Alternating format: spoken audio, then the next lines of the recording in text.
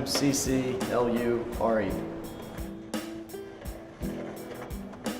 I'm assistant brewer at the second story down in Old City.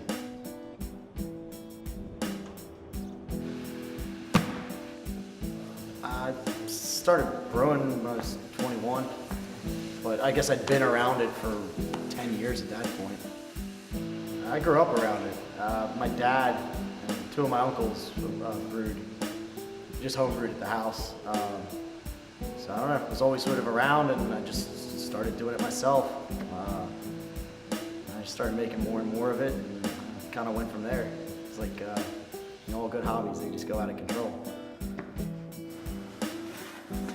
All right, you just start with all the raw ingredients, and then you make beer out of it. Like, it's, like on an actual brew day, it's like there's 100-something little things you got to do, and you got to do them all just right. And I don't know, when everything just clicks, like that feels real good. At the end of the day, like I actually made something, so that always feels good to me.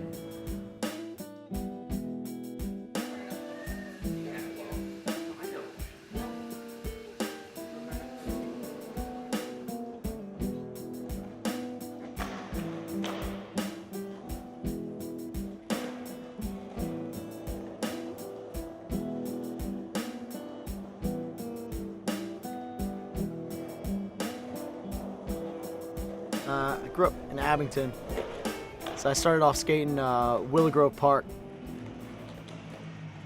Not a skate park, like Willow Grove, like mall area. It was just strip mall after strip mall, especially like after like 9 o'clock at night, like it emptied out. So it was just curbs, stairs, all sorts of stuff. I mean, there weren't a lot of parks back then. It was early on there weren't really any. They eventually built wall with, like a sheet metal ramp that was like burning hot on a summer day. Like, there was nothing great about that. Like, who wants to slam and get burned? Like, that's the dumbest thing I've ever heard. There was FDR. That was also kind of a hike. FDR is great.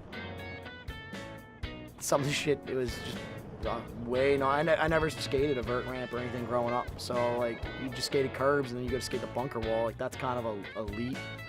There just weren't a lot of parks back then.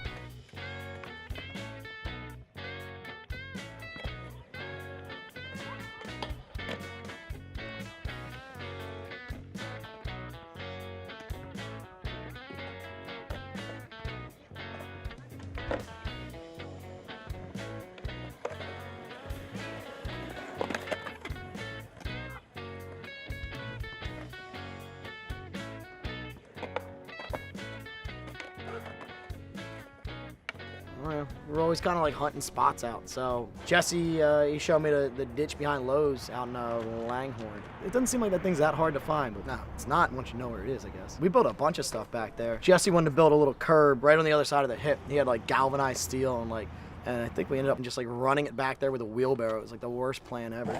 Really big thing we went to build was they call it the mustache, that extension on, I guess as you're going down, it's on your left. And that was like 44 sacks, 44, I think 80 pounders. So I was in a lot of concrete. We came up with the plan. We were gonna have a truck pull over on the side of 95, unload there, but we knew we had to do it like at night when no one was gonna notice.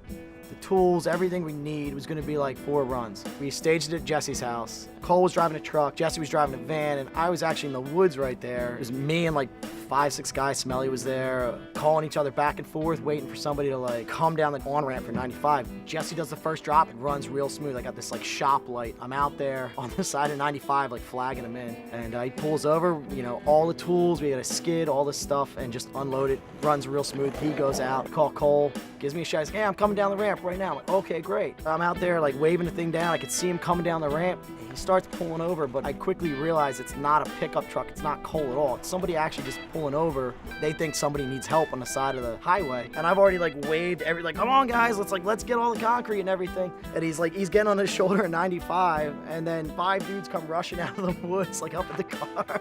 Friggin' spins his tires, peels back onto 95 and blows out. And we just watch him go by. Everyone's like, what just happened?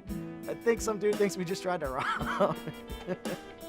It was great. We were back there. We had to get water from, if you go to the spot, you have to go through a tunnel, climb down the other side. It's like a drop onto rocks. And then there's just a creek running back there. So we're filling up 5-gallon buckets at a time.